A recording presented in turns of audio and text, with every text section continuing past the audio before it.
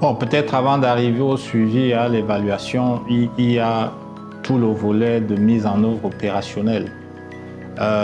Comme j'ai indiqué tout à l'heure, si la démarche stratégique a été bien appliquée, ça veut dire qu'on a choisi de se lancer soit en tant qu'artisan, soit en tant que semi-industriel, soit en tant qu'industriel accompli. Dans un contexte comme le nôtre, et pour des jeunes entrepreneurs, notre recommandation, c'est toujours de commencer à l'échelle artisanale. Commencer tout petit et grandir progressivement. Ça a l'avantage que c'est la même activité, mais ça vous permet de rentrer petit à petit dans l'activité pour maîtriser les process clés. Dans l'organisation de l'entreprise, on a 3 grandes fonctions.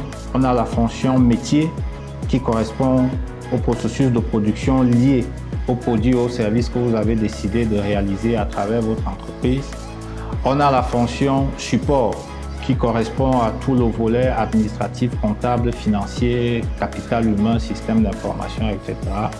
Et il y a la fonction managériale qui constitue tout le volet pilotage, stratégie, gestion courante de l'entreprise, etc.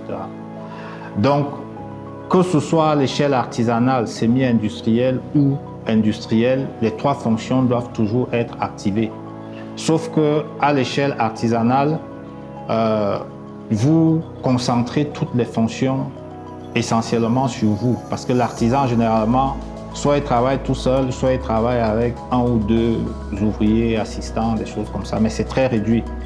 Et il travaille dans un espace qu'il contrôle d'un regard. Et donc, nécessairement, les process en termes d'organisation sont plus allégés parce que en un clin d'œil, tu as cerné toute ton entreprise et tu identifies là où il y a des problèmes, tu peux les résoudre tout de suite. Mais lorsqu'on passe à des échelles plus importantes, déjà, vous, chef d'entreprise, vous n'avez plus la capacité d'avoir ce regard transversal et complet sur votre entreprise.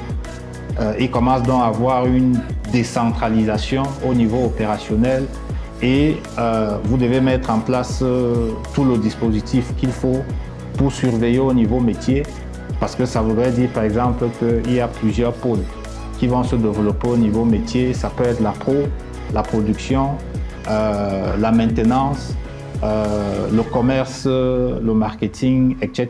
qui rentrent dans le processus métier.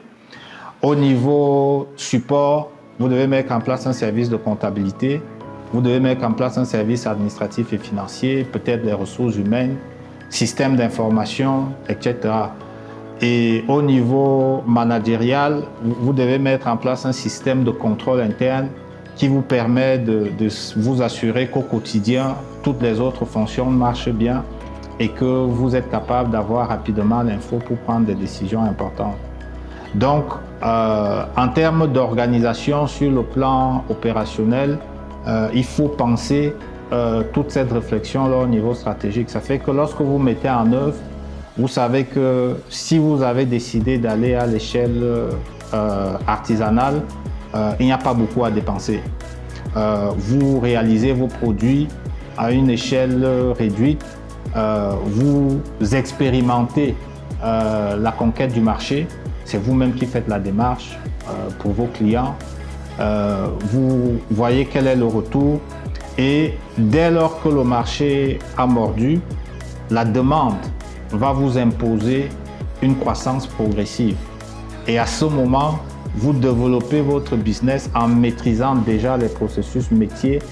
Et pour l'évolution en fonction des seuils organisationnels, vous pouvez vous appuyer sur des conseils externes ou alors recruter une main-d'œuvre qualifiée si vous avez les ressources. Toujours est-il que pour tout entrepreneur qui démarre, moi je recommande, je décommande dès le départ de mettre en place une organisation qui vous coûte cher alors que vous n'avez pas l'assurance des revenus réguliers par rapport au processus de production et de vente. Donc, d'abord au niveau artisanal, vous rodez votre marché et vous devez grandir en fonction de la requête du marché.